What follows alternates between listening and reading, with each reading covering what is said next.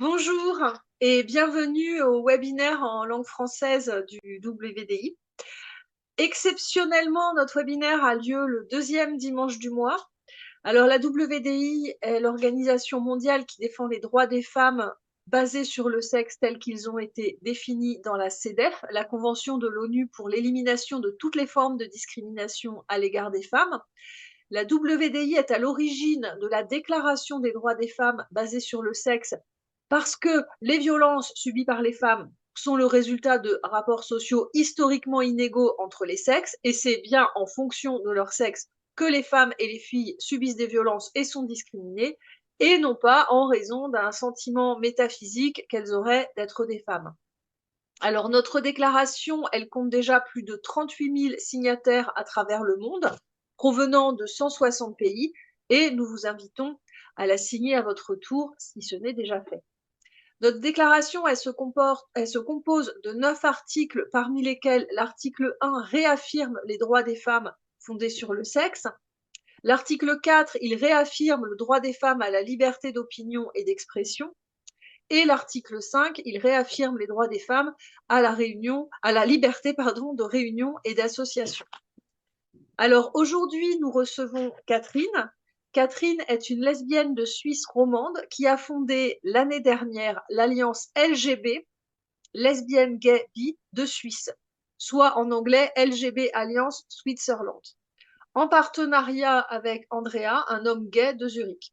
Elle a vécu à Berlin plusieurs années et elle a commencé à observer des bizarreries dans la communauté lesbienne à Berlin à partir de 2019, mais aussi ailleurs comme à San Francisco et à Londres. Par exemple, l'entrisme d'hommes dans le milieu lesbien et la perte d'identification lesbienne chez les lesbiennes qui se définissent désormais queer. En 2022, elle décide de rentrer en Suisse, mais ces observations continuent. Des hommes sont acceptés dans la communauté lesbienne et dans les festivals de films lesbiens. La politique des pronoms envahit les milieux lesbiens. On lui demande à tout bout de champ si elle s'identifie comme femme ou comme homme trans. Et elle commence à voir des lesbiennes amputées de leur sein. La question de l'entrisme d'hommes dans la communauté lesbienne n'est jamais débattue, elle est imposée de manière tyrannique, et Catherine ne se sent plus chez elle dans le milieu lesbien. Jusqu'en 2014, où elle découvre l'existence de LGB Alliance en Angleterre, et là, elle reconnaît immédiatement sa communauté et promet de créer la même chose en Suisse. Nous allons écouter son témoignage. Vous pourrez poser vos questions dans l'application questions-réponses de Zoom plutôt que dans le chat, si vous voulez que je puisse repérer plus facilement vos questions. Le chat, gardez-le pour discuter. Alors, Catherine aime l'anonymat. Elle témoignera donc à visage couvert, mais Catherine, c'est toutefois son véritable prénom. Bonjour Catherine. Oui, bonjour, merci de me recevoir aujourd'hui. C'est super de pouvoir parler. Je suis très contente. Ça nous fait plaisir aussi de te recevoir. Et du coup, bah, Catherine, on va écouter ton témoignage. Tu as beaucoup de choses à nous dire, je crois. Euh, voilà, donc je vais vous parler en fait de ces 10 dernières années, de ce que j'ai pu observer d'étrange dans la communauté lesbienne. Donc pendant longtemps, j'ai vécu à Berlin, pendant 8 ans environ, de 2012 à 2020. Et puis, c'est à partir de 2015 que j'ai observé des choses bizarres dans la communauté lesbienne. J'ai aussi fait des voyages en Europe et puis dans plusieurs villes, aussi à San Francisco, aux États-Unis. Et puis là aussi, j'ai observé des choses qui me paraissaient très étranges. Donc, j'ai vécu d'abord à Berlin. Vers 2015, j'étais donc à Berlin. Et puis, je fréquentais la communauté lesbienne. En fait, Berlin, c'est assez grand. La communauté lesbienne est gay. Elle est grande et diverse. Il y a plusieurs soirées, plusieurs groupes, plusieurs communautés, plusieurs quartiers qui sont différents, qui sont fréquentés par des gays et des lesbiennes. Et donc, moi, tu peux tourner la page, s'il te plaît? Voilà, donc là, un soir, je suis sortie dans le bar. Il y a un bar de femmes qui s'appelle Beginner, qui est à Schöneberg. C'est un bar qui exclusivement pour les femmes, donc c'est interdit aux hommes. Et puis ça fait des années qu'il existe ce bar, donc très connu de la communauté lesbienne. Il y a des communautés de femmes qui le fréquentent aussi. Donc ce bar de femmes béguinet, on y organise des soirées dansantes ou bien des cours de yoga parce qu'il y a une salle à l'arrière. Il y a des soirées jeux de cartes. Il y a aussi des écrivaines qui viennent présenter leurs livres. Bien des expositions de peinture faites par des femmes. Donc c'est très très vivant. Ça célèbre la culture des femmes. Et un soir, je suis allée là-bas pour une soirée lesbienne. Et puis ça devait être un vendredi soir ou un samedi soir. Et il y avait une soirée disco, et puis il y avait plusieurs femmes qui dansaient, et puis moi je venais d'arriver et je me suis mise au bar, parce qu'en fait je connaissais personne, parce que je suis assez timide et je connais pas beaucoup de gens, donc je suis allée au bar, et puis quelque chose qui m'a choquée, c'est qu'il y avait un homme qui se tenait là au bar. Donc c'était un homme qui était un homme d'une soixantaine d'années, qui avait une robe, je pense qu'il avait une perruque, je me rappelle plus. Et puis il était là, assis au bar. Et puis j'étais choquée de voir un homme entrer dans ce bar de femmes parce que normalement les hommes sont interdits.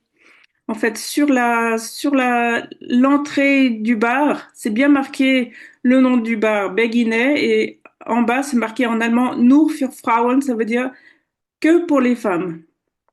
Et donc il y avait cet homme au bar et puis j'étais à côté de lui. Et puis il a commencé à discuter avec moi et en fait j'étais choquée de voir qu'il était là et puis j'ai commencé à discuter avec lui et en fait il m'a parlé toute la soirée et j'ai demandé à la femme qui tenait le bar, j'ai dit mais en fait c'est quoi cet homme qui est là? Puis elle m'a dit oh mais de toute façon c'est bien s'il y a plus de gens qui viennent parce qu'on n'a pas beaucoup d'argent et puis comme ça, il va consommer, ça nous fait gagner plus d'argent, etc. Je trouvais que c'est vraiment n'importe quoi. Je veux dire, ça fait des années qu'on se bat pour avoir des espaces pour les femmes, et puis il y avait cet homme qui était là, et puis en fait, les femmes, elles acceptaient sa présence, et puis je trouvais que c'était vraiment un scandale, quoi. Bref, cette soirée, en fait, j'ai parlé pendant toute la soirée que à cet homme-là. J'ai pas parlé à aucune femme. Et puis je suis partie, je suis rentrée chez moi. J'étais énervée, j'étais en colère. Et puis j'étais seule. Et puis j'avais pas du tout socialisé avec les autres femmes. Et puis voilà, c'était une soirée gâchée pour moi. Et ça n'a pas seulement gâché ma soirée, mais ça a aussi cassé quelque chose en moi, une sorte de confiance que j'avais dans la communauté de femmes, dans la communauté lesbienne. Et puis ça a aussi cassé l'intimité que j'y trouvais et la sécurité. En S'il te fait, plaît. il t'a complètement accaparé cet homme pendant toute la Il m'a, soirée, hein. Il t'a il m'a accaparé, quoi. complètement accaparé. Et puis moi, Ouais. je peux très bien socialiser avec des hommes quand je le veux, n'est-ce pas? Donc, je suis quelqu'un qui sait socialiser avec tout le monde. Mais simplement, c'était pas le lieu ni l'endroit et j'étais pas dans l'état d'esprit de parler avec un homme. J'avais envie de socialiser avec des femmes et c'était la raison pour laquelle j'étais venue à ce bar-là, cette soirée-là, ce soir-là. Mais comme tu dis, ces hommes-là, ils ont besoin d'attention et ce qu'ils veulent, c'est accaparer l'attention des femmes. Donc ça, ils prennent notre énergie. Ça, c'est clair. Alors j'ai eu une deuxième mauvaise expérience à Berlin. C'était aussi dans la même année, vers 2015-2016, où en fait à Berlin, il existe des soirées câlines pour femmes, pour lesbiennes. En allemand, on appelle ça Kuschelparty.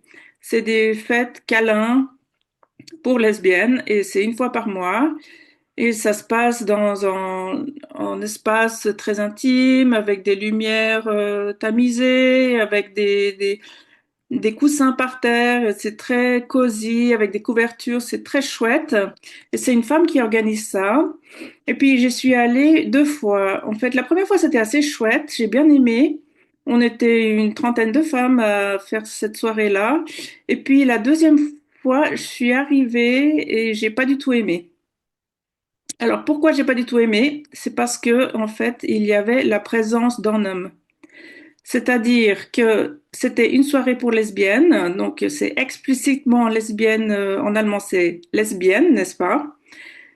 Et il y avait un homme qui s'identifie comme femme qui était présent. Et en fait, c'est un homme que je connais parce que il côtoie la communauté lesbienne depuis quelque temps.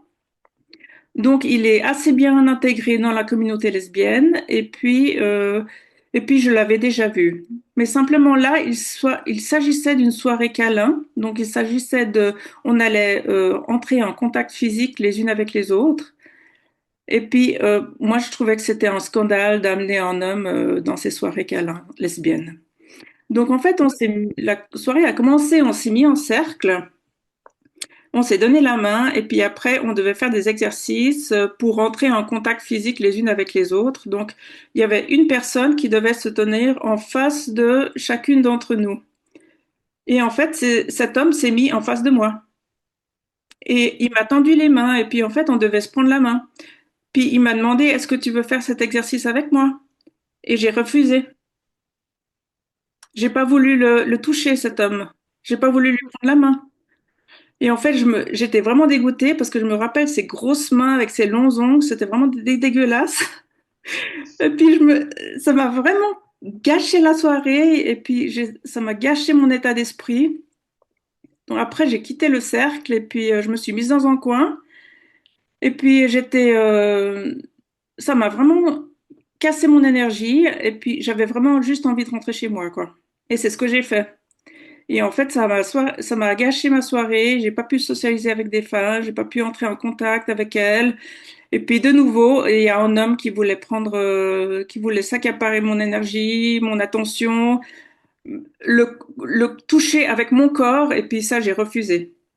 Donc voilà. C'est d'autant plus intrusif parce que là, il est vraiment dans un espace. La première anecdote que tu as racontée, c'était déjà intrusif, mais là, carrément, il vient pour toucher physiquement des femmes. Enfin, c'est complètement hallucinant, quoi, de se sentir aussi légitime de sa part. Voilà, donc en fait, se tenir la main, c'est le début de la soirée parce que de plus en plus, on se touche les bras, les épaules, le dos. Après, on se prend dans les bras les unes les deux autres et après, on s'allonge sur des coussins où on est dans les bras de l'une de l'autre. Et il y a un homme dans cette soirée-là. Et Ah, moi, c'est je fou. trouve, et le pire, c'est que, en fait, cet homme, il est intégré dans la communauté lesbienne. C'est-à-dire qu'il n'y a aucune femme qui ose dire, mais écoute, toi, t'es un intrus, tu devrais pas être là. Il y a personne qui dit ça, en fait. Et même pas la femme qui organise ces soirées-là. Donc en fait, celle qui est partie, c'est toi, et lui, il est resté, voilà. Voilà, moi, je suis partie, donc moi, ça m'a gâché ma soirée. Et puis lui, il est resté. Donc moi, je sais pas ce qui s'est passé après, parce que, mais moi, ça me concerne plus, parce que moi, ça m'a isolée, si tu veux. Oui. Et Ah oui. puis après, j'y suis plus retournée parce que je me suis dit, si j'y retournée et qu'il est là, ça sert à rien. Donc voilà, je suis plus retournée. Donc je suis plus retournée au bar béguinet et je suis plus retournée aux soirées lesbiennes, les soirées câlin pour lesbiennes. Voilà, donc plus tard, en 2019, je voulais faire un petit week-end à Londres. Et c'est ce que j'ai fait. Ça faisait très longtemps que je n'avais pas passé du temps à Londres. J'avais envie de voir autre chose que Berlin. J'en avais un peu marre de Berlin. Donc, j'ai passé quelques jours à Londres. Et puis, j'ai vu, il y a une librairie gay qui s'appelle Gay the Word à Londres et ils organisent des soirées discussions. Et puis, il y avait, en mercredi soir, il y avait une soirée discussion pour lesbiennes. Et puis, je crois que ça a lieu tous les mois ou quelque chose comme ça. Donc, moi, j'étais à Londres à ce moment-là, donc je me suis dit, ah bah super, je vais y aller. Donc ça, c'est la librairie Against the World. Et puis en fait, dans cette soirée discussion, le thème de la soirée, c'était lesbienne ou queer. Donc c'était une discussion sur est-ce que je me définis comme lesbienne ou est-ce que je me définis comme queer. Donc je me suis dit, ah, bah, c'est super intéressant, je vais y aller. Donc j'y suis allée et puis il y avait une vingtaine de femmes, plutôt plus jeunes que moi. Elles avaient je dirais 25 ans environ. Et puis on était une vingtaine. Et puis la discussion a commencé. Et puis j'étais surprise parce que on était seulement deux femmes à s'identifier comme lesbiennes, à se dire lesbiennes. Hmm. Et puis, toutes les autres, elles se disaient queer. Donc, il y avait à peu près 18 femmes sur 20 qui se disaient queer, quoi. Et puis, moi, j'étais en colère. Moi, je me dis, mais c'est quoi ce bordel? Et puis, j'ai demandé à une des filles, mais pourquoi tu dis queer? Ça veut dire quoi, queer, en fait? Elle m'a dit, ouais, en fait, moi, je suis seulement attirée par les femmes. Mais si je me dis lesbienne, j'ai peur de me faire attaquer ou de me faire violenter, ou de me faire agresser. Donc, c'est plus simple si je me dis queer. Donc là, moi, j'ai explosé en colère, quoi. J'étais vraiment en rage parce que je me suis dit, mais c'est quoi ce bordel? Les filles, elles ont pas les couilles pour se dire lesbiennes, mais c'est n'importe quoi. J'ai pas du tout compris, en fait, leur démarche. Et puis, pour moi, queer, ça veut rien dire, parce qu'il y a aussi des hétéros qui se disent queer. Donc, si une fille me dit elle est queer, ben, moi, je sais pas si elle est lesbienne, hein. Donc, moi, ça veut rien dire, queer. Et puis, queer, j'aime pas parce que ça met pas de limite, en fait. Tu peux pas dire, une fille, c'est une fille, un garçon, un garçon. En fait, les queers, ils aiment bien, comment dire, démonter tout ça et puis faire en sorte que les limites ne se voient plus, quoi. Oui. Oui, et puis en fait, ce que tu dis, c'est que c'est pas qu'elle adhérait à cette idéologie. C'est terrible, c'est qu'en fait, c'est la terreur qui règne qui l'a fait dire qu'elle est queer. Enfin, ça démontre vraiment la terreur qui pèse sur les lesbiennes, en fait. Ouais, j'avais l'impression que c'était une stratégie de survie pour elle, que c'était, Oui, qu'elle avait peur, mais je sais pas, j'ai pas compris, elle avait peur de quoi, si c'était sur les réseaux sociaux, si c'était dans la communauté ou c'était dans le monde hétéro. J'ai pas compris dans quelles circonstances elle avait peur de se faire attaquer, agresser, violenter. Je sais pas, je me rappelle pas. Je me rappelle juste d'être très en colère, euh, d'en vouloir vraiment à ma communauté, et puis j'avais l'impression de me sentir complètement marginalisée au sein de ma communauté, quoi. Donc la même année, en 2019, je suis allée en vacances à San Francisco, en fait parce que je voulais absolument retourner à la Pride à San Francisco. J'avais été dans les années 2000, j'ai trouvé génial. C'est une des plus grandes Prides du monde. Et puis il y a un festival de films au mois de juin qui s'appelle Frameline. C'est un festival de films LGBT qui est très connu, qui a une longue histoire. Ça fait plusieurs décennies qu'il existe. Et j'avais été dans les années 2000 et j'avais trouvé génial, super. Donc j'avais eu envie en 2019 de retourner à San Francisco. Alors c'est ce que j'ai fait. Je suis retournée là-bas et le festival Frameline, en fait, j'y suis allée. J'ai acheté mon pass pour aller voir le maximum de films possible. J'avais un programme avec tous les films qui étaient listés et puis j'avais entouré tous les films qui m'intéressaient. C'était surtout les films lesbiens, bien sûr. Et donc, euh, et donc voilà. Et puis je suis allée voir mes films lesbiens. Il y a un des films qui m'a super choquée. Donc je suis allée voir ce film. Le début commence par une scène de sexe hétéro. Donc, t'as un mec avec son pénis en érection qui pénètre le vagin d'une fille en gros plan, donc une scène porno hétéro. Et puis, et puis voilà, ça c'était mon film lesbien. Donc, il commence comme ça. Après le film, il a été terminé, et puis il y avait le réalisateur du film, donc c'était un homme, et puis l'actrice, elle était là. Et puis en fait, c'était le film d'un homme par le regard d'un homme, avec une scène de sexe porno hétéro au début, et puis ça, c'était censé être un film lesbien, quoi. Et j'ai été super choquée parce que dans toute ma carrière de lesbienne, donc ça fait plusieurs décennies, que j'ai été voir plusieurs festivals de films, j'ai jamais vu ça dans un film lesbien, quoi. Donc ils auraient pu au moins lister ce film bisexuel, pas quoi, pas lesbien. Donc ça, j'étais hyper choquée. Mais en fait, après, ça m'a refroidi parce que je me suis dit, c'était comme une intrusion dans ma culture lesbienne parce que je me suis dit, si on monte ça dans les films lesbiennes, mais c'est qui fait la sélection des films, quoi? Je veux dire, c'est n'importe quoi. Comme culture lesbienne, c'est n'importe quoi.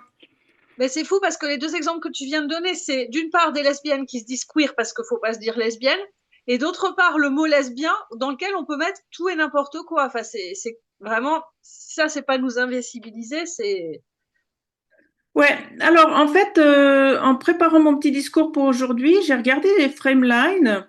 Et puis en fait, Frameline, c'était un film, un festival de films LGBT pendant plusieurs années.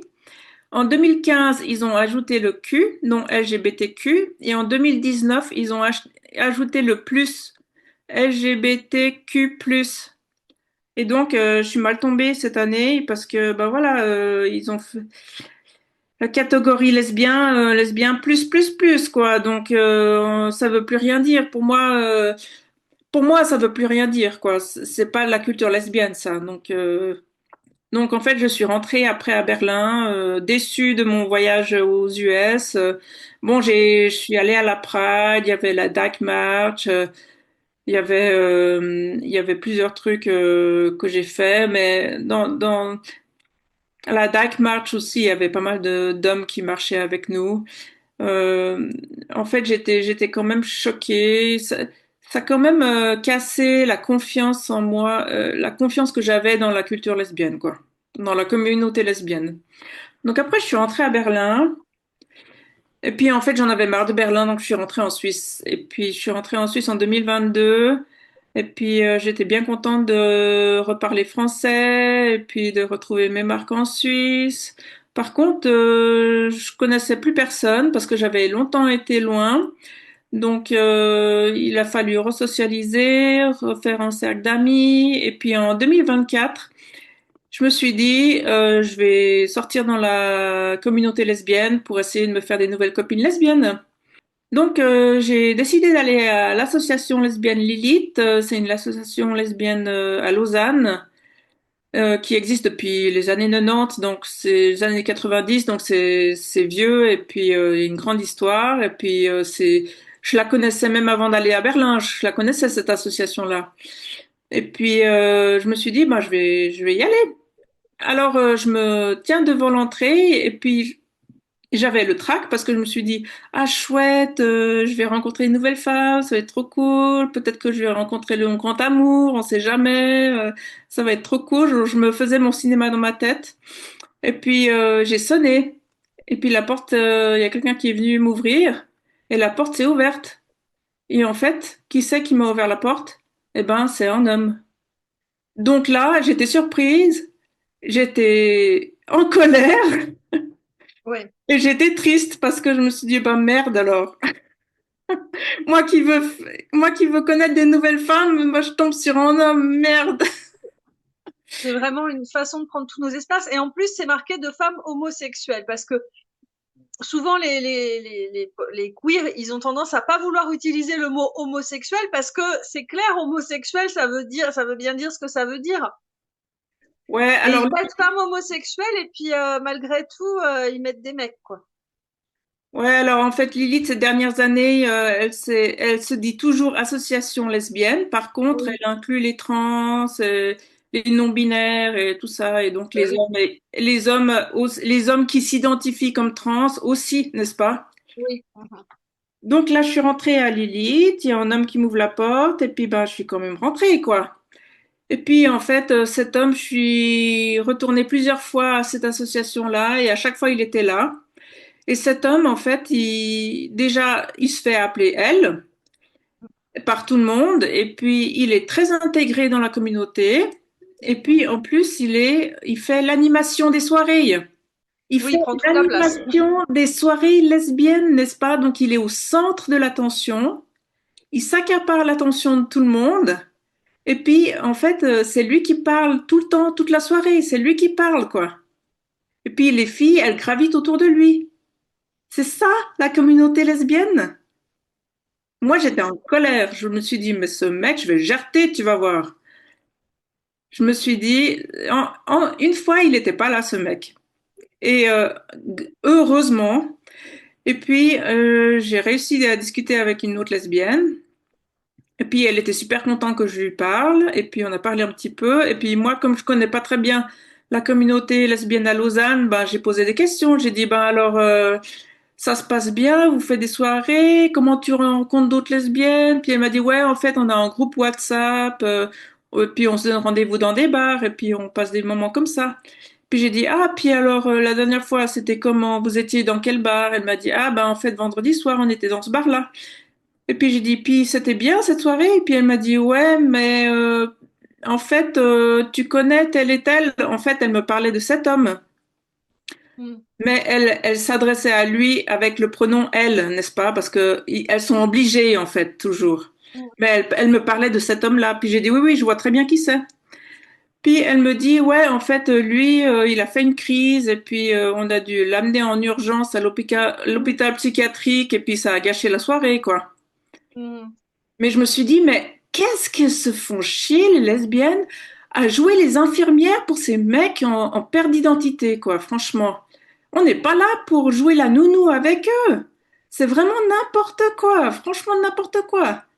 Moi, Oui, oui, j'accepterais jamais être dans cette situation-là. c'est incroyable. Et en fait, elles ont passé la soirée à s'occuper de lui parce que c'est le centre du monde, quoi. Enfin, c'est ça. Et c'est exactement ça. Exactement ça, ouais. Donc cette année-là, j'ai décidé de passer mes vacances d'été au Danemark. En fait, au Danemark, il y a un camp de femmes sur une île qui s'appelle Femø. C'est un camp qui existe depuis les années 70, les années 70, donc ça a une grande histoire et ça a lieu chaque année. Et puis, j'y suis déjà allée 2 fois, j'y étais déjà allée 2 fois, donc je connais un petit peu comment ça se passe, je connais des gens là-bas, et puis il y a souvent chaque année les mêmes gens qui reviennent, donc c'est sympa, il y a une bonne ambiance. Et puis je me suis dit, ben, je vais passer mes vacances au Danemark. Et puis je suis allée cette année, donc c'était en 2024 que je suis allée. Et puis cette année-là, par contre, il y avait une nouveauté, c'est que on nous imposait de mettre un petit autocollant sur notre t-shirt avec nos pronoms. Donc nos prénoms et nos pronoms. Et au début, j'ai pas compris parce que moi, je suis pas dans enfin, je savais pas de quoi il s'agissait. Mais après, j'ai vite compris parce que il y a beaucoup de filles qui commençaient à s'identifier à non-binaires, quoi. Et donc, moi, comme je trouve que c'est n'importe quoi, que les non-binaires, en fait, ça n'existe pas. Donc, j'ai pas voulu mettre mon pronom sur sur mon étiquette. Et donc, j'ai mis seulement mon prénom, Catherine. Et puis, au moins 4 fois, on m'a posé la question, mais quel est mon pronom? Mais dans ma tête, je me disais, mais elles sont débiles, ces filles, mais c'est un camp de femmes et je suis une femme. Je veux dire, est-ce que je dois encore me poser la question si je suis une femme? Mais c'est n'importe quoi. Donc, j'étais assez énervée, ça m'a vachement énervée, ça. Et puis, en fait, les gens qui se disent non-binaires, en fait, c'est souvent des jeunes. Et en fait, elles savent pas du tout de quoi il s'agit, en fait. C'est juste parce qu'elles se sentent pas trop femmes, alors elles s'identifient comme non-binaires, ou je sais pas exactement. Mais bref, moi, je soutiens pas du tout cette idée-là. Non, non, mais c'est complètement absurde. En fait, elles partent du principe que toutes les autres femmes sont à fond sur tous les stéréotypes. Mais non, il y a aucune femme qui est à fond sur les stéréotypes. Et comme elles croient être seules au monde à pas accepter les rôles sociaux des femmes, bah, elles se disent non binaires. Mais ça n'a aucun sens, comme tu dis. Ouais, c'est n'importe quoi. En fait, il y avait dans ce camp, il y a plusieurs séminaires, on organise des activités. Et puis il y a une des filles qui se disait non-binaire, qui avait des cheveux longs, bref, qui avait amené un livre. Et puis c'était une lecture pour la semaine du camp. Et puis en fait, c'était l'histoire d'une femme en Chine qui s'habillait en homme, qui se faisait passer pour un homme pour avoir les privilèges des hommes. Et puis elle disait, ah, mais cette fille chinoise, elle est non-binaire. Puis je dis, mais non, ça n'a rien à voir. C'est parce que en Chine antique, à l'époque, les filles, elles n'avaient pas droit à ni lire ni écrire et tous les privilèges des hommes. Donc, si tu voulais avoir les privilèges, tu devais te faire passer par un homme. C'est une sorte de survie, n'est-ce pas? Donc, ça n'a rien à voir avec les trucs de non-binaire d'aujourd'hui. Enfin, bon, bref. Et puis, elle était, ah bon, bah, je savais pas, mais je croyais. Mais bon, en fait, elle y connaît rien du tout, donc elle sait pas du tout. Donc, bref. c'était assez lamentable. Et puis pendant ce camp, il y a des filles que je connais des autres années parce qu'elles reviennent chaque année dans ce camp. Et ben, il y en a qui se disent trans hommes. Et puis il y en a une qui s'est fait amputer les seins. Et puis qui a une barbe maintenant. Oh là là. Et puis, en fait, il y avait eu une discussion au comité du camp, comme quoi maintenant on acceptait les trans parce que, en fait, il y a 3 personnes qui ont transitionné, alors on est obligé de les accepter parce qu'elles viennent chaque année et puis elles font partie du camp, tu vois, je veux dire. Je veux dire, moi, si j'avais été au comité de ce camp, je les aurais jarté, ces filles. J'ai dit, écoute, toi, tu te fais amputer les seins, tu reviens plus, c'est fini. Je veux dire, si t'es pas contente d'être une femme, ben alors va voir ailleurs si j'y suis, quoi. N'importe quoi. Ouais, Donc, c'est fou. mais non, mais en fait, elles les acceptent parce que c'est des filles qui viennent chaque année, qui sont bien intégrées dans la communauté de nouveau, et puis, mais qui nous imposent ça. Et il y a une des filles qui s'identifie comme homme trans qui m'a dit, alors qu'est-ce que ça fait d'être une lesbienne trans? J'ai dit, pardon? Qu'est-ce que t'as dit là? Ça veut dire quoi une lesbienne trans? Puis en fait, après, elle était vachement mal à l'aise parce qu'elle pensait que j'étais une trans ou je sais pas quoi. Et puis après, elle a vu que en fait c'était n'importe quoi. Et puis elle osait plus me parler. Donc après, elle m'évitait tout le temps. N'importe quoi, vraiment n'importe quoi. Et puis alors ce camp-là, donc ça dure une semaine. Et puis le dernier jour, les gens ils font leur bagage et puis ils vont aller prendre le bateau pour rentrer chez elles. Et puis avant de prendre le bateau, en quittant le camp, en fait, il y a une petite fête cérémonielle, c'est-à-dire qu'on chante une chanson en danois. C'est toujours la même chanson chaque année. On chante cette chanson pour nous donner du courage. C'est une chanson féministe. Et puis, en fait, en chantant la chanson, on lève nos t-shirts puis on montre nos seins pour montrer qu'on est toutes des femmes, on est fiers d'être des femmes, et puis voilà, puis voilà. Et puis en fait, alors tout le monde était sur le moment du départ, et puis les femmes, elles commencent à chanter cette chanson et à soulever leur t-shirt. Et puis il y a la fille qui a amputé ses seins, qui lève son t-shirt aussi et qui montre ses cicatrices, Oh. et puis qui chante avec nous. Et puis je dis mais c'est quoi ce bordel? Pourquoi j'ai pas compris, j'étais choquée. Je me suis dit, mais pourquoi tu lèves ton t-shirt, tu montres tes cicatrices alors que t'as pas envie d'avoir des seins, t'as pas envie d'avoir une femme, t'as un problème d'identité dans ton identité de femme. Et puis, je veux dire, c'est la honte, quoi. Je veux dire, d'exhiber tes mutilations parce que t'as un problème, je veux dire, n'importe quoi, quoi. Je veux dire, c'était vraiment, ça m'a vraiment refroidi. Ça fout l'ambiance en l'air. Parce que quand on est toutes des femmes, on est toutes solidaires, on est là après une semaine de femmes, d'avoir fait plein d'activités, tu crées des liens forts. Et puis on est toutes féministes, fortes, on s'est, on a de nouveau l'énergie pour faire face à la vie. Et ben à ce moment-là, tu vois cette fille qui exhibe ses mutilations, quoi, je veux dire. C'est super triste. Pas- Ouais. Pour ne pas devenir femme, pour ne pas être femme, n'est-ce pas? Mais moi, je me suis dit, mais n'importe quoi. Et puis, moi, je la regardais comme ça, j'ai rien dit, mais j'étais choquée, je la regardais comme ça. Puis après, elle est venue vers moi pour me prendre dans ses bras, elle m'a dit, ah, merci de m'accepter. J'ai rien dit, mais je me suis dit, mais moi, si j'étais au comité de ce camp, toi, tu serais déjà éjectée, ma pauvre. N'importe quoi, une honte, quoi. C'est ça le camp de femmes maintenant, c'est d'exhiber ces mutilations, n'importe quoi. Alors tu peux tourner la page, s'il te plaît. Ouais, donc ça c'est le camp de femmes à Fémeux, donc tu peux tourner la page. Donc après c'était l'automne et puis j'avais envie d'aller à Paris au festival de films Cinéfable. Donc Ah oui. c'est le festival de films lesbiens et féministes qui ça fait aussi des décennies qu'il existe. J'avais été dans les années 90, 90 ou 2000. Et puis, il y avait que des filles, c'était génial. Et je me suis dit, super, je vais retourner là-bas, ça va être super. Et en fait, Cinéfable, et en fait, elles ont aussi accueilli des hommes.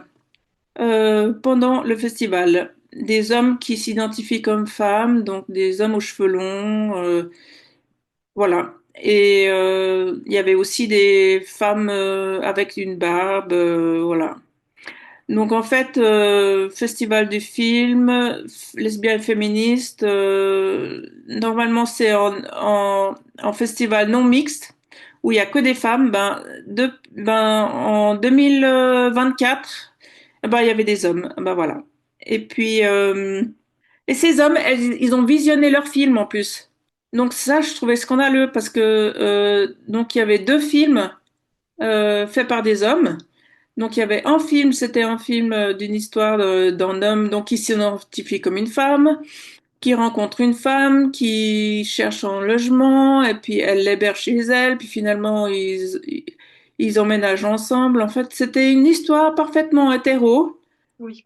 faite par un homme.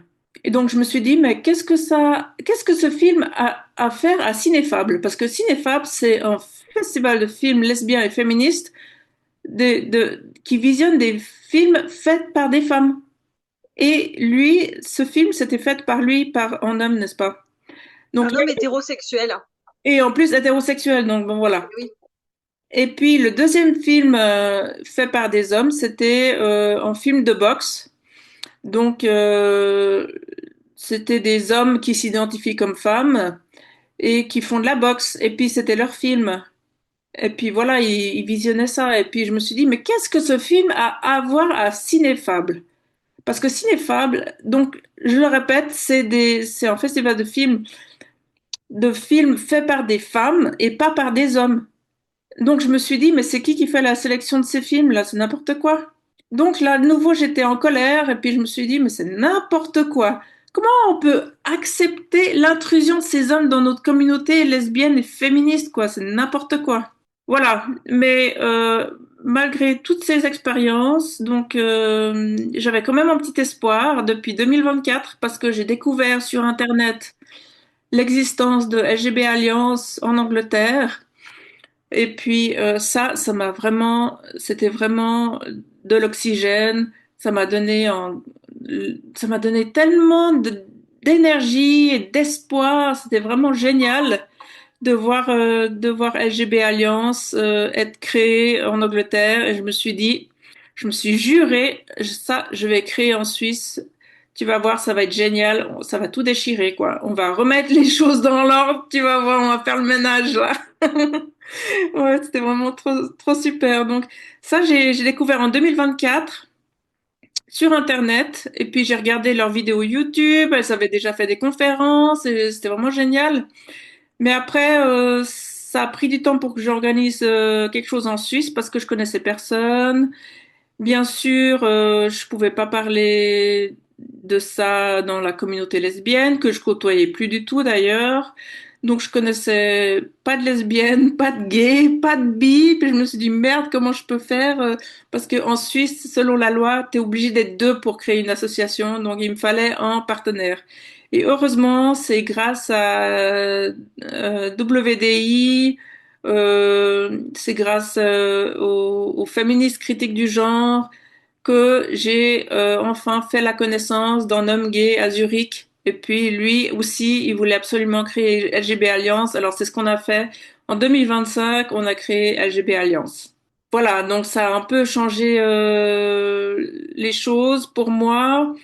Malgré toutes ces expériences, ces 10 dernières années avec l'intrusion de femmes l'intrusion d'hommes dans la communauté lesbienne, enfin j'ai un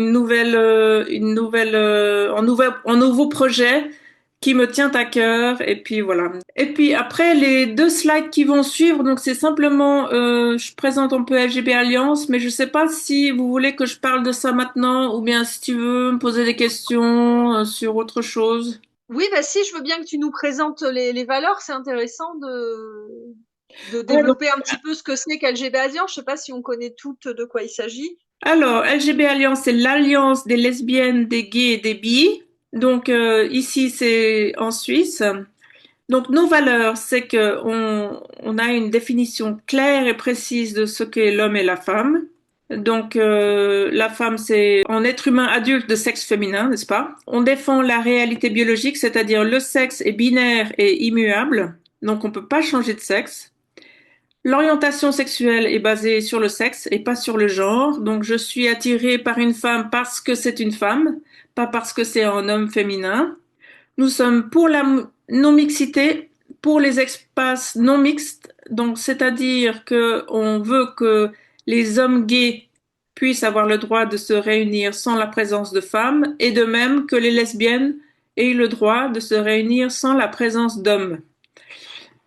Nous sommes pour la liberté d'expression, surtout sur tout ce qui concerne le sexe, le genre, l'identité de genre, parce que dans la communauté lesbienne, qui est maintenant queer et plus, et trans, eh bien, on n'a pas du tout cette possibilité de débat.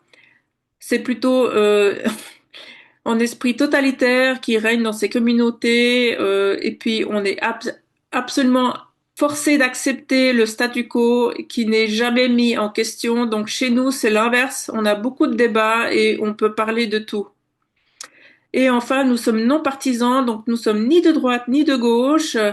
Bien sûr, nos membres, nous sommes tous de gauche et de droite, etc. Mais l'association elle-même n'est ni de droite ni de gauche. Donc, je dirais juste un mot pour nos activités, c'est-à-dire que on essaye de créer une communauté, donc une communauté LGB, et on organise des rencontres en Suisse. Donc, c'est plutôt dans les villes alémaniques, à Zurich, à Berne, à Bâle. On a une présence quotidienne sur les réseaux sociaux, sur Twitter surtout. On est sur Instagram, on est aussi sur Facebook.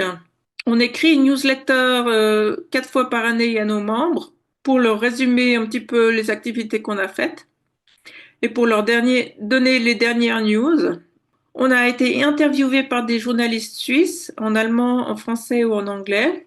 On a publié des articles dans la presse et des vidéos sur YouTube. Donc ça, c'est plutôt Andrea qui fait, parce que Andrea, comme job, en fait, il travaille pour la liberté d'expression, pour une organisation pour la liberté d'expression. Donc il a l'habitude de faire des interviews et puis il est bilingue, il parle allemand et anglais. Donc il peut très bien interviewer des gens en anglais, en allemand, et puis il met ça sur YouTube. Donc on a déjà fait des vidéos qui sont sur YouTube, mais qui sont surtout en anglais en ce moment. On a déjà envoyé des lettres aux politiciens et aux institutions suisses, comme par exemple en janvier au Conseil de l'Europe, il y a eu un vote pour interdire les conversions de thérapie qui incluent l'identité des genres. Donc on a écrit à nos politiciens pour qu'ils votent contre cette interdiction. On a aussi écrit à à notre institution d'aide au développement pour le Sénégal pour qu'ils débattent des droits humains au Sénégal parce que récemment, comme vous le savez, peut-être il y a une loi homophobe qui a été votée au Sénégal et on est contre ça. On veut organiser des conférences en Suisse, mais ça viendra par la suite. Et puis, sinon, on fait aussi du militantisme à l'international avec LGB International. Donc, LGB International, LGB International, on est membre de cette organisation-là. C'est l'organisation fêtière de toutes les associations LGB de la planète, si tu veux. Donc, alors, il y a l'Australie, la France, l'Allemagne, le Danemark, la Suède, la Norvège, etc. Il y a une vingtaine d'associations nationales qui sont membres de LGB International aujourd'hui. Et moi, en fait, je suis représentante pour la Suisse et j'ai une réunion toutes les 2 semaines avec eux en visio et on discute de ce qu'on va faire pendant l'année, de nos stratégies, de nos activités, tout ça. Et donc, par exemple, pour donner un exemple concret, alors cette année, on a fait une vidéo pour la journée de la visibilité lesbienne qui a lieu le 26 avril prochain. Donc dans 2 semaines. Donc vous verrez je me réjouis trop de voir cette vidéo tourner sur les réseaux sociaux, ça va être super. À part ça, on organise une journée internationale de l'homme gay qui sera au mois de juillet. La journée de la visibilité bisexuelle qui est au mois de septembre. Et puis il y a d'autres activités. On va aussi publier un rapport. Ça va être chouette. Donc voilà, on est très actifs. Il y a plein de choses. Donc voici nos contacts. On a une adresse postale. On a une adresse email, donc c'est moi qui regarde ça. On est sur Twitter, Instagram, Facebook. On a un site web et puis on est membre de LGB International qui a aussi un site web. Donc, si vous voulez nous contacter, c'est très facile. Il n'y a qu'à m'envoyer un email et je vous réponds. Voilà. Voilà, j'ai fini ma présentation. Merci, c'était super intéressant. Alors, je vous dis que vous pouvez poser des questions dans l'application questions-réponses. J'en ai vu une passer dans le chat. Je sais pas si tu nous l'as, peut-être tu nous l'as dit, mais vous êtes combien de membres en Suisse? Alors, en Suisse, je dirais, dans l'association et autour de l'association, on est une vingtaine de personnes pour l'instant. Ça fait une année qu'on existe. Donc, je Ouais, dirais bah que bravo. on est petit, mais on grandit, quoi. Ouais, bah petit, c'est déjà pas mal quand même parce que d'avoir réussi en si peu de temps à être 20 et est-ce que c'est en tant que membre actif ou enfin, oui, qui tourne autour en tout cas. Voilà, c'est ça. Donc, il y a des membres actifs, puis il y a des membres, il y a des gens qui vont pas devenir membres, mais qui sont tout le temps en contact avec moi et puis qui suivent Oui. nos activités et on se rencontre régulièrement. Ouais, ouais, d'accord. Ouais, ben c'est bien. Enfin, c'est un beau travail parce que c'était pas évident en plus avec le contexte actuel où bah, il faut un petit peu se cacher.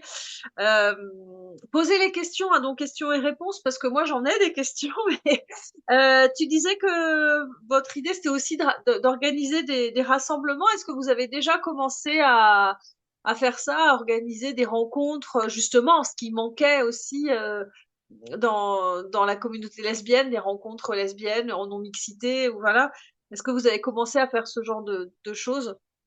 Oui, tout à fait. Donc en fait, il y a des filles qui m'ont contacté, par exemple des femmes de Bâle, qui m'ont contacté à travers une copine qui est en Irlande, qui nous connaissait, et bon bref. Et puis en fait, c'est des filles c'est un groupe de lesbiennes de Bâle qui sont pas du tout contentes avec la communauté queer et qui cherchent quelque chose de nouveau, donc un nouveau souffle. Donc je suis allée à Bâle, je les ai rencontrées, on est devenues copines. Après elles sont venues chez moi me rencontrer, et puis je suis retournée à Bâle, et puis elles ont appelé leurs copines, d'autres copines pour discuter, et puis finalement on est une dizaine comme ça à se rencontrer. Donc ça, c'est pour les lesbiennes de Bâle. Après, il y a des gars de Zurich on a déjà fait une rencontre à Zurich, donc on était une dizaine. Et puis sinon, il y a des gars de Berne. Il y a aussi deux, trois personnes en Suisse romande, mais ces personnes, j'ai plutôt l'occasion de les voir dans d'autres manifestations. Bien, on est plutôt par téléphone. Donc voilà, on essaye d'organiser des réunions une fois par mois ou une fois tous les 2 mois. Mhm. Et puis voilà, et puis pour qu'on puisse s'échanger, parce que les gens, ils ont vraiment besoin de parler, quoi. Parce que en fait, dans la communauté queer LGBTQ+, comme c'est la dictature et puis on n'a pas le droit de s'exprimer, en fait, les gens, ils en ont gros sur la patate. Et puis dès qu'ils arrivent chez nous, alors ils sont tellement contents de pouvoir parler de ça. Ouais, C'est un vrai soulagement, quoi. c'est super. C'est vrai que c'est nécessaire parce que bah, on a l'impression de devenir folle en fait quand on voit ça. Tu vas dans une association lesbienne, c'est un mec qui t'ouvre la porte. Enfin, non, mais c'est du délire. Il y avait Ouais. une question, c'était comment sont traitées en Suisse les lesbiennes dans les manifestations féministes? Enfin, dites féministes. Ouais, ben écoute, les manifestations féministes, ça s'appelle la grève féministe. C'est tout à fait queer trans, inclusif des trans. Donc c'est plutôt, je dirais, c'est pro-trans en fait, ces Oui, manifestations. Et moi, je suis allée manifester en 2020, je sais plus, 2024 ou 2025. Je suis allée manifester à Genève Mhm. avec des féministes critiques du genre, avec des féministes radicales. Et en fait, on s'est fait éjecter de la manifestation et tout le monde a crié tough, tough, tough. Et donc, moi j'avais en panneau qui disait sex-based rights now, c'est-à-dire les droits basés sur le sexe maintenant. Et Ah j'avais oui. donc c'est pas agressif, ça accuse personne, c'est simplement en tant que femme, on revendique nos droits basés liés sur le sexe. Donc il y a rien d'agressif avec ça, mais simplement on avait toute notre pancarte il y avait tout écrit la même chose sur nos pancartes et puis la plupart d'entre nous se sont fait éjecter. Il y a la police qui est venue nous demander de partir. Ah oui, carrément. Ouais, parce que la foule a commencé à crier tough, tough, tough. Et puis après, la police est venue voir ce qui se passait. Et puis, bien sûr, on était visés. Et la police a dit, écoutez, il faut évacuer. Donc, vous pouvez partir. Moi, par contre, j'ai réussi à me faufiler à travers la foule. Et puis, je suis arrivée devant le cortège. Et j'ai fait tout le cortège avec ma pancarte. Il y a personne qui m'a rien dit. Mais à la fin de la pancarte, il y a une fille qui avait un masque, qui avait un foulard sur son visage, qui m'a arraché la pancarte et qui l'a détruite. Donc ça c'est la grève féministe en Suisse. C'est souvent des femmes violentes, Oui. antifascistes, qui se disent antifascistes. Bref, l'extrême gauche. Mais Oui, voilà quoi. soi-disant antifascistes, mais elles sont pas antifascistes du tout. Et c'est ça qui est terrible, c'est qu'en fait, dans ce que tu racontes, au lieu de vous protéger, ce flic, il a donné raison aux agresseurs, en fait. Ouais, exactement. Et puis en fait, moi depuis, je suis plus jamais retournée dans une manif parce que j'ai pas du tout trouvé ma place. Déjà, Ouais, ça véhiculait des valeurs que en fait je soutiens pas du tout, donc ouais. je retourne plus dans une manif. Ça c'est vrai. C'est triste, hein, ouais.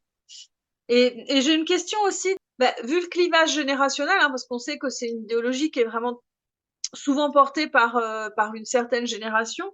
Et vu ce clivage, est-ce que vous arrivez à ce que ça intéresse des jeunes, cette LGB Alliance? Ben, chez LGB Alliance, il y a des jeunes en fait. Ah, c'est super. Il y a des jeunes et puis en fait LGB Alliance organise une conférence une fois par année et puis la conférence a lieu le week-end prochain, le 18 avril. Et puis là, il y a des jeunes de 20 ans, n'est-ce pas, Super. qui vont prendre la parole pour dire qu'ils mettent plus de pronoms dans leur bio, pour dire que voilà quoi. Oui, ouais, il y a des jeunes qui commencent un peu à se réveiller, quoi. Tu disais à un moment donné que vous aviez eu des interviews par des journalistes suisses. Alors j'aimerais que tu m'en dises un peu plus parce que ici en France c'est vraiment compliqué pour avoir la parole. Comment vous avez fait pour que ces journalistes acceptent de vous interroger? Enfin voilà. Donc en fait, il y a une journaliste qui s'appelle Lena Ray qui est basée à Genève, Oui. qui est aussi critique du genre, si tu veux, mais elle est tout à fait ouverte à discuter avec nous et puis à porter notre parole, à ouvrir le débat surtout, parce qu'elle est pour le débat surtout. Mhm. Donc elle a écrit un article dans le journal Le Peuple, qui est un journal roman en ligne, D'accord. qui est plutôt conservateur. Ben oui. Et puis sinon, il y a une journaliste suisse-alémanique qui s'appelle Binswanger, qui a aussi écrit un article avec nous et donc qui questionne en fait l'avancée politique du mouvement non binaire en Suisse et qu'est-ce que ça implique. Donc elle avait besoin de d'avoir plusieurs points de vue différents, donc elle a demandé notre point de vue, donc c'est ce qu'on a fait.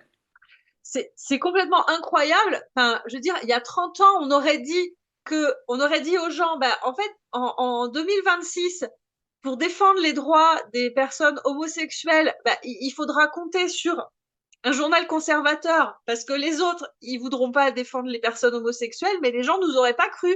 Ouais, et puis C'est du délire, en fait. ouais, c'est du délire, mais ouais, là on pourrait en parler pendant des heures, hein. Mais et puis sinon il y a une troisième journaliste qui a fait une interview, une journaliste lausannoise qui est lesbienne en fait, qui a fait une interview avec nous tout au début quand on est arrivé, on s'est lancé sur les réseaux sociaux en septembre 2025. Et puis c'était un article très très bien sur le divorce en fait à l'intérieur de la communauté LGBT.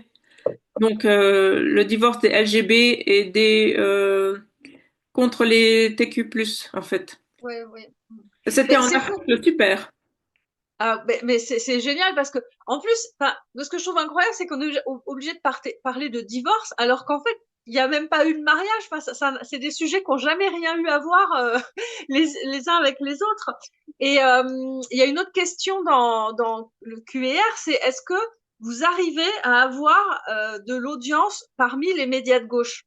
Est-ce que la gauche, enfin, est-ce que vous arrivez à vous faire entendre de la gauche? Parce que nous, ici en France, on a du mal, hein. Les médias de gauche, ils ont beaucoup de mal à défendre les homosexuels.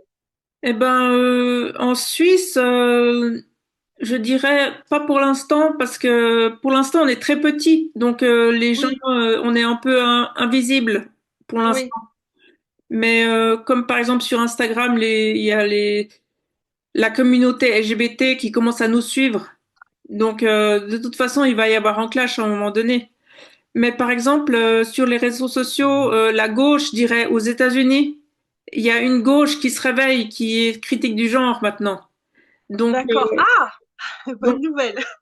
ce sont des féministes radicales qui sont critiques du genre, qui sont de gauche. Donc, il y a quand même une gauche qui existe, qui est critique du genre. Mais dans les médias, c'est difficile parce que les médias, ils sont très woke. C'est ça. Mais en fait, c'est ça, c'est que la gauche, la plupart des gens de gauche sont critiques du genre en vrai. Mais les médias, eux, qui se disent de gauche, parce que moi je trouve pas que ce soit de gauche, et ben en fait ils vont défendre le queer. Enfin, c'est ça, c'est qu'il y a un décalage entre les gens de gauche et les médias qui se disent de gauche. Et nous en France, en tout cas, on a énormément de mal à avoir la parole dans les médias de gauche. Ouais, mais de toute façon, ça va venir parce qu'on veut organiser des conférences et puis quand quand on aura un petit peu de couverture médiatique et puis avec les débats, ben les choses elles vont se faire savoir. Donc petit à petit, ça prend du temps. Oui, en tout cas, c'est un super boulot. Et d'ailleurs, tu disais que vous aviez écrit aux politiques. Est-ce que vous avez eu des réponses? Alors par exemple, on a écrit à des institutions. Par exemple, on a écrit au directeur des prisons suisses pour Oui, euh, pour en fait parce ils ont publié un document, je crois que c'était en 2021, qui oui, autorise en fait les hommes à être placés dans les prisons de femmes. oui. Et donc on a écrit pour critiquer ça et pour leur demander d'annuler ce document. En Et tant que LGB Alliance. en tant que LGB Alliance, parce Ouais, ok. on est pour les espaces non mixtes, Oui, d'accord. et on a écrit conjointement avec Femina Helvetica, c'est une association radicale féministe en Suisse, pour Oui, le droit des femmes basé sur le sexe. on avait reçu Malou le mois dernier.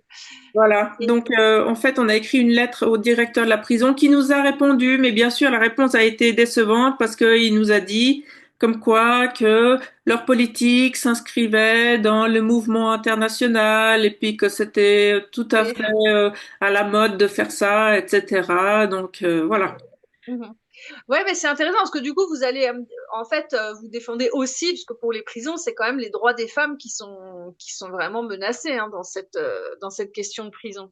Eh ben, moi, je suis une femme, je suis une lesbienne, je suis une femme, donc je défends aussi les droits des femmes. Donc, voilà. Mais ouais, mais c'est super. Ah, j'ai une question. Est-ce que vous avez fait des demandes pour essayer de recevoir des subventions? Alors, on a écrit tout un document de 10 pages pour expliquer, c'est une campagne qu'on veut mener, mais on veut lever des fonds avec ça et on veut écrire à des fondations suisses pour essayer de lever des fonds, mais ça va prendre en tout cas un an. Ça va prendre beaucoup de temps parce que il faut déjà envoyer ça, il faut que ça passe par le site web, que ce soit accepté par le comité de fondation, par les dirigeants des fondations, puis après ils ont une autre réunion pour discuter si oui ou non, etc., etc. Ça prend en tout cas une année. Ouais, oui, oui. Mais enfin, vous avez déjà fait cette démarche. Je vois Voilà. plus de questions. Bah, en tout cas, c'était super intéressant. Puis enfin, et puis voilà, c'est comment dire, ça fait plaisir. Voilà, ça fait vraiment plaisir de voir toute votre énergie et puis tout ce que vous avez comme projet et puis même le sens que vous mettez dans cette action. Euh, vraiment, merci. On va arriver à la fin du webinaire, donc Merci beaucoup de merci. m'avoir accueilli. C'était une chance pour moi de discuter tout ça. J'ai encore jamais parlé de tout ça en public, donc c'était la première fois. Donc merci de m'avoir permise d'utiliser votre plateforme pour parler de ça. Donc voilà, on essaye, on fait petit à petit et puis petit à petit les choses elles peuvent changer. Il faut garder espoir. Mais en tout cas, c'était une chance aussi pour nous de t'avoir. Vraiment. Alors, merci, merci à tout le monde. Merci à Ghislaine et à Malou pour la technique aussi. Alors, notre prochain webinaire aussi va être décalé. On vous le redira par mail. Il va être le 17 mai, toujours à la même heure, mais ce sera le 17 mai. Et après, on reviendra sur un rythme habituel. Hein, ça redeviendra tous les premiers dimanches du mois. Mais là, bon, voilà, pour avril et mai, c'est décalé. Bon, vous allez recevoir l'invitation par mail. La vidéo, elle sera diffusée sur YouTube et comme d'habitude, vous allez recevoir le lien par mail et vous pourrez la diffuser. Nos premières vidéos sont déjà sur YouTube, hein, vous connaissez, c'est sur le YouTube de WDI francophone ou Nous Femmes. Et je vous rappelle que vous pouvez signer et partager la Déclaration des droits des femmes basée sur le sexe sur notre site du womensdeclarationinternational.com, womensdeclaration.com tout attaché. Alors, j'ai une annonce le 30 avril à Montréal, au cinéma Cartier, à 19h. Il y aura le film de Jean-Pierre Roy, un documentariste qui a fait un film qui s'appelle Génération Trans sur les transitions des mineurs, si je ne me trompe pas. Voilà. C'était, pardon, c'était Oui, à pardon. Québec. C'est à Québec et pas à Montréal. Il y a Ah déjà, d'accord, je me suis oui, c'est trompée, à désolée. Québec le 30 avril. D'accord, Voilà. j'ai mal noté. Et vous pouvez aussi nous rejoindre en adhérant à WDI France ou à WDI Québec. En, en nous rejoignant, on aura bientôt un site. Voilà, ce sera plus facile. Et il y a un lien dans le chat pour le film Génération Trans. Voilà. Voilà, je vous ai tout dit. Encore merci à Catherine et encore merci à tout le monde. Et alors, dans un mois et demi, voilà, ce sera un petit peu décalé le prochain. Voilà, il y a Merci les liens beaucoup. vers la déclaration et voilà. À Merci bientôt, au beaucoup revoir. Marie.